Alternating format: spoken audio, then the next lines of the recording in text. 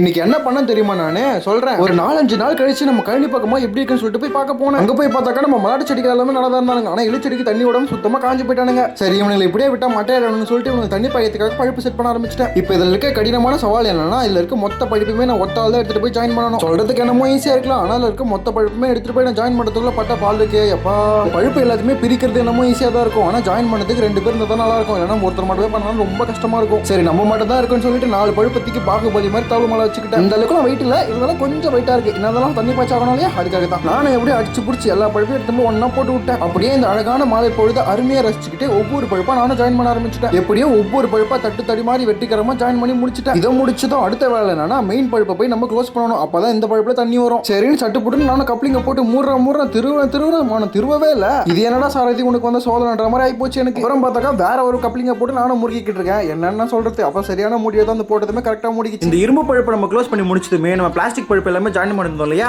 அதை மோட்டரோட கனெக்ட் பண்றதுக்காக தான் இந்த பழுப்பு. இந்த கப்ளிங் எடுத்துட்டு போய் நேரா மோட்டரோட பழுப்பு செட் பண்ணிட்டு நம்ம ஜாயின் பண்ணி வச்சிருந்த கருப்பு பழுப்பு எடுத்து நேரா இந்த மோட்டர் பழுப்போட கனெக்ட் பண்ண வேண்டியதுதான். நானும் ரொம்ப நேரமா வேலை செஞ்சுட்டு இருந்தேன்ப்பா. என்னடா இது நல்லா போயிட்டு இருக்கேன்னு பார்த்தேன். சொல்லி வாய மூடல பக்கத்துல இருந்த தென்னை மரத்தோட கருக்கு கையிலேயே ஒரு மார்க் போட்டுச்சு. இதெல்லாம் நமக்கு சர்வ சாதாரண சாரதின்னு சொல்லிட்டு நானும் ஒவ்வொரு பழுப்பா ஜாயின் பண்ணிட்டு இருந்தேன். எல்லா பழுப்புமே கனெக்ட் பண்ணி முடிச்சதுமா கடைசியா ஒன்னே இருந்தது. அதையும் எப்படியே கனெக்ட் பண்ணி முடிச்சிட்டேன். அது என்னமோ தெரியலப்பா, என்னதான் நம்ம வெளியில போயிட்டு வேலை செஞ்சுட்டு வந்தாலும் நம்ம சொந்த கழனியில வந்து நம்ம நேரத்தை செலவிடும் போது தான் ரொம்ப நிம்மதியா இருக்கு. ஏன்னா இந்த இடத்துல எனக்கு நான் தான் ராஜா, நம்மள யாரும் எந்த கேள்வியும் கேட்க முடியாது இல்லையா, அதனால தான் சொன்னேன். ஏன்னா நான் ஒர்க் பண்ற கம்பெனில நீ இந்த நேரத்தில் தான் சாப்பிடணும், இந்த நேரத்தில் தான் நீ உட்காரணும் சொல்லும் போது நமக்கு எப்படி இருக்கும், அதெல்லாம் கேட்கும்போது மனசுக்கு ரொம்ப கஷ்டமா தான் இருக்கும். இருந்தாலும் வாழ்க்கையை ரன் பண்ணணும் இல்லையா, அதுக்காக வேலைக்கு போய் தான் ஆகணும், வேற வழி இல்லையே. சரி ரொம்ப மொக்க போறேன்னு தெரியுது. வீடியோ நல்லா இருந்துச்சுன்னா மறக்காம சப்ஸ்கிரைப் பண்ணிக்கோங்க. நம்ம நாளைக்கு பார்க்கலாம்.